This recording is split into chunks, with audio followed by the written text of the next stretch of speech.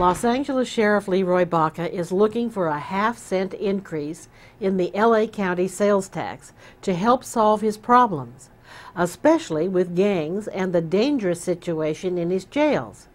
Is more money the solution? Building more jails and hiring more deputies? Sheriff Baca is running out of places to incarcerate the hardcore, dangerous inmates. Naturally, you are putting the more violent people in the cells. We're trying to do that. That is supposed to be what we can do, but we have more violent people than we have cells. In Arizona, Maricopa County Sheriff Joe Arpaio confronted the same problem of overcrowding. He went out and got some Korean war tents and put inmates in them. Full Disclosure interviewed Sheriff Joe to learn how he came up with this novel idea of housing inmates. Well, you know, when I ran for office, I didn't know we had a jail overcrowding problem, because the sheriff that I beat would never tell me his problem. I have that vacancy sign. I put that up 8 years ago. I will always have room. There will never be an excuse. I will never release people early from the jails or put a no vacancy sign up. I will never do that. If I have to put 1 million tents up, that's what I'm going to do. So we have about 10,750, broke our record last month. But I don't have a defeatist attitude. I hope more come. I want to outgun Sheriff Baca. I want more people. Tell them to let them out, come here, and I'll lock them up. We asked Sheriff Baca what he thought about Sheriff Joe Arpaio's creative approach to incarceration. You know, he's running a summer camp as opposed to what LA County Jail is. He's got offenders that are really mild in what they do. He doesn't have 1,200 murderers waiting trial as I do. He doesn't have 4,000 gang members who are violent, committing over 500 murders a year. He's got that pretty simple offender that's probably using too many drugs, got drunk and drove the wrong way down the street, may have done something that was a misdemeanor. And that population is not your real hardcore criminal. Come on over to Los Angeles and learn what hardcore criminals are all about, and then talk your tough talk. So Sheriff Baca thinks he has tougher criminals than Sheriff Joe. But the Arizona sheriff runs a tough jail. It was 140 degrees in the tents when we were there, and the sleeping accommodations aren't the only ugly part of his jail. You know what our food is? It costs more to feed our dogs. I put the dogs and cats in an air-conditioned jail and kicked out all the inmates.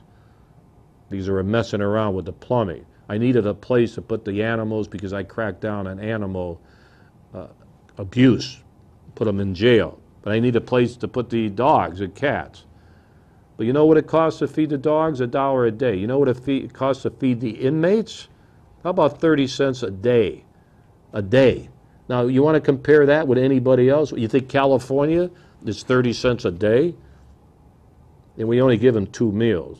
We give them brunch at 11, which is a bologna sandwich and an orange, and we give them a hot meal at night.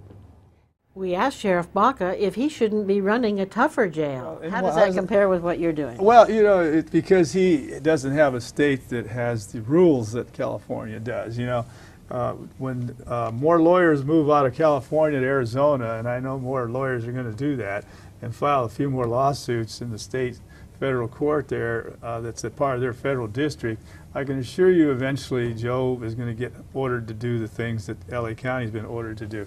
I think that we have to balance this. I don't think that all the things that I'm doing are terrible for inmates, including overcrowding.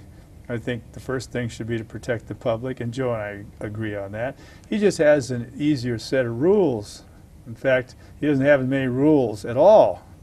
So he has more discretion than I do. We asked the sheriff to explain the rules that he is mandated by law to follow in holding the people in Los Angeles County Jail. I have to follow California Title 15 laws, which require me to do 3 meals a day, require me to exercise them at a regular basis, make sure that all of their medical needs are met 100%, and that I provide them medical services of the like that are as good as anything that anyone outside of a jail can be receiving.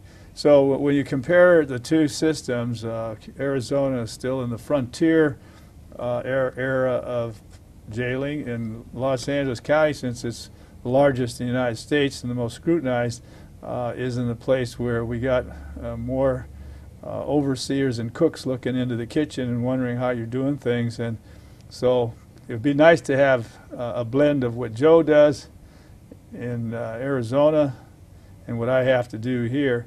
I think that somehow the screws are tightened a little too much here in Los Angeles County. We need to have a little more common sense and a little more flexibility.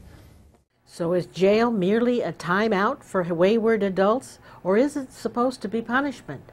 Sheriff Joe considers it a place to reform individuals and stop recidivism once and for all. One thing, the mothers call me, fathers call me. They call me when they're out. Thank you, Sheriff. Thank you. My kid just got out of your tents. He hates it. Never come back. Music to my ears when I hear that all the time. Never come back.